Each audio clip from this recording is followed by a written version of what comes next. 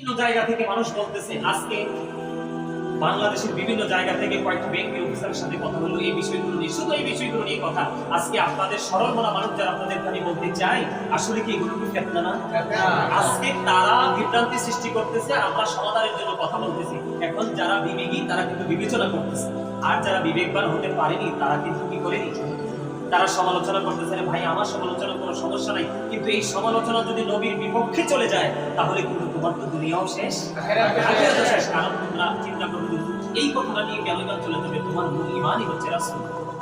এই তুমি সবই মানলা, রাসূলের পরিপূর্ণতা তুমি মানতে পারলে না, তুমি ইমানদার হতে পারলে না। তুমি কি করতে হবে এখন? এই যারা ফিতনা সৃষ্টি করতেছে তাদের সম্পর্কে তথ্য হলো তোমাদেরকে বলছি, দেশ ও প্রবাস থেকে যারা শুনবেন এবং শুনছে সবাইকে আমি বলতে চাই,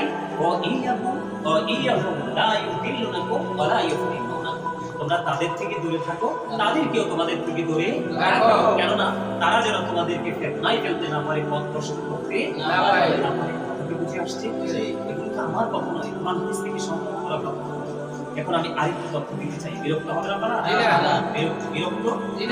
আমি আরেকটা তথ্য দিতে চাই। রাসূলের সাথে বেয়াদবি করে কি হয়? জাবির ইবনে আব্দুল্লাহ রাদিয়াল্লাহু তাআলা থেকে হাদিস বর্ণিত, হাদিস আসছে বুখারী শরীফে। আল্লাহ রাসূল একদিন বলতেছে, কাব ইবনে আশরাফকে হত্যা করার মতো কি আছে? মুহাম্মদ ইবনে মাসলামা রাতে দাঁড়িয়ে গেলেন, ইয়া রাসূলুল্লাহ, আপনি কি চান তাকে হত্যা করতে হবে? রাসূল বলতেছেন, হ্যাঁ, তাকে হত্যা করতে হবে। কেন হত্যা করতে হবে? কারণ সে আল্লাহর বান্দা রাসূলকে কষ্ট দিয়েছে। তখন তিনি কি করলেন? আরো দুই সঙ্গীকে নিয়ে তাকে হত্যা করলেন। সুবহানাল্লাহ। বুখারী শরীফের হাদিস। আপনারা কি যদি রেফারেন্স করতে চান আমাকে ফোন দিতে পারেন, অথবা আমার যে পেজ যারা চালাচ্ছে তাদের সাথে যোগাযোগ করতে পারেন, আমি একবার রেফারেন্স দিয়ে দিই। আরেকটা হাদিস হলো, রাসূলের সাথে বেয়াদবি করলে কি হয়? আপনারা তো সবাই জানেন যে রাসূল শুধু মিষ্টি মিষ্টি, রাসূল শুধু প্রেমের, রাসূল তো রাগ হয়নি, রাসূল শিক্ষা দেয়নি। আরে ভালো করে পড়াশোনা করে দেখুন, রাসূলের মধ্যে দুটোই ছিল। ওই যে আমি বলেছি, আমি কি বলেছি? শাহিদাও ওয়া মুবাশশিরাও ওয়া নাযীরা। বলছি কয়টা ওয়ার্ড? কয়টা? তিনটা। সাক্ষী হিসাবে এসেছে, সুসংবাদ দাতা হিসাবে এসেছে, এবং নাযীরা, ভয় প্রদর্শক হিসাবেও তিনি আসছে। বুঝতে হবে তো। আপনি যদি না বুঝে যদি কথা বলেন তাহলে তো আর হবে না, তাই না? আলোচনা কি লম্বা হয়ে যাচ্ছে? আর একটু বলবো, বিরক্ত হলে কিন্তু বলবো না। এবার আবু রাফে নামক ইহুদির কাছে পাঠালেন, তিনি বসবাস করতেন হিজাজ। কোথায়? হিজাজে বসবাস করতেন। আব্দুল্লাহ ইবনে আতিককে দলের লিডার বানিয়ে পাঠিয়ে দিলেন। রাসূলের নির্দেশ পেয়ে চলে গেলেন হিজাজে। যাইতে যাইতে সন্ধ্যা হয়ে গেল। খুঁজতে খুঁজতে ওনার কামরা খুঁজে বের করলেন। বের করার পরে রুমে ঢুকলেন। ঢোকার পরে দেখলেন ছেলে মেয়েদের মাঝে তিনি শুয়ে আছেন, তার মানে মানুষের মাঝে তিনি শুয়ে আছেন। তখন আব্দুল্লাহ ইবনে আতিক রাদিয়াল্লাহু তাআলা আবু রাফি নাম ধরে ডাক দিলেন। ডাক দেওয়ার পরে তিনি বললেন, কে আমাকে ডাকছে? কে আমাকে ডাকছে? এই কথা বলতে দেরি আব্দুল্লাহ ইবনে আতিক রাদিয়াল্লাহু তাআলা আনহুর চিন্তা ছিল যে শব্দটা যদি ইউজ করি তাহলে যে সারা দেবে সেই আব্দুল্লাহ আবু রাফি। তখন সাথে সাথে তিনি দিয়ে তরবারি দিয়ে তাকে হত্যা করলেন।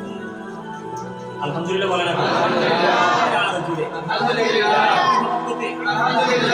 হযরত আনাস রাদিয়াল্লাহু তাআলা আনহু থেকে হাদিস বর্ণিত, হাদিসখানে এটাও এসেছে বুখারী শরীফের মধ্যে। একজন খ্রিস্টান, তিনি খ্রিস্ট ধর্ম তিনি ত্যাগ করে তিনি মুসলমান হলেন। হওয়ার পরে তিনি কি করলেন? সূরা বাকারা, সূরা আলে ইমরান তিনি তেলাওয়াত করলেন। তারপরে তিনি রাসূলের ওহী লেখার দায়িত্ব পেলেন। তিনি আবার পরক্ষণে তার ধর্মে ফিরে গেলেন। যাওয়ার পরে আবার শুধু মানুষের কাছে বলতেছে ঘুরে ঘুরে যে নবী মুহাম্মদ তো আমি যেইটুকু লিখে দিতাম সেইটুকুই জানতো, আর বেশি কিছু জানতো না। নাউজুবিল্লাহ। বলেন না নাউজুবিল্লাহ। কি নবী মুহাম্মদ আমি যেইটুকু লিখে দিতাম সেইটুকুই জানতো, তার বাইরে কিছুই জানতো না। নবীর দুশমন হলে, নবী বিদ্বেষী হলে তাদের কিন্তু বিবেক মরে যায়। কি মরে যায়? বিবেক মরে যায়। সে তো রাসূল বলার পরেই তো সে লেখছে, ওহী তো আর তার কাছে আসে নাই। কথা বুঝতে হবে কিন্তু সবাইকে। হাদিস শরীফের মূল মর্ম কি? ওহী কিন্তু আসছে কার কাছে? রাসূলের কাছে। সরকারি মদিনার কাছে এসেছে। তো রাসূলের কাছে আসার পরেই তো রাসূল তাকে বলছে, বলার পরেই তো লেখা হয়েছে। এখন তুমি কিভাবে বললা যে আমি যেটুকু লিখে দিতাম সেটুকুই জানতো, তার বেশি জানতো না? এখন আল্লাহ তো অনেক বেশি রাগ হয়ে গেলেন। মানে এই কথা বলতে বলতে তখন আল্লাহ রাব্বুল আলামিন একদিন তার মৃত্যু দিলেন। মৃত্যু দেওয়ার পরে সে মৃত্যুবরণ করলো। মৃত্যুবরণ করার পরে খ্রিস্টানরাও মুসলমানের মতো কিন্তু মাটি করে তাকে দাফন করে লাশ। তো দাফন করার পরে দিন চলে গেল, রাত চলে গেল, সকালবেলা গিয়ে দেখে তার লাশটা মাটির বাইরে পড়ে আছে। জোরে জোরে নাউজুবিল্লাহ। বাইরে পড়ে আছে। এখন ওই যে খ্রিস্টান তার ফ্যামিলি পরিবার তার সঙ্গীরা ওই যেমন এখনকার দেখেন না, অবৈধ কাজ করার পরে মানে হরণকারী কাজ করার পরে শিশু সাহেবরা মাঠে নেমে গেছে এটাকে বৈধ করার জন্য। ওই আমাদের গিয়াসউদ্দিন আল-তাহিরি সাহেব উনি বক্তব্য দিয়েছে, উনি চ্যালেঞ্জ করে দিয়েছে, ওনার অতীতকে টেনে এনেছে। আরে ভাই আমি আবারও বলছি ওই ব্যক্তি দুটাকে দেখার দরকার নেই, লেখার দরকার তাদের বক্তব্য, তাদের বিষয় কি, কথা বলেন ঠিক না?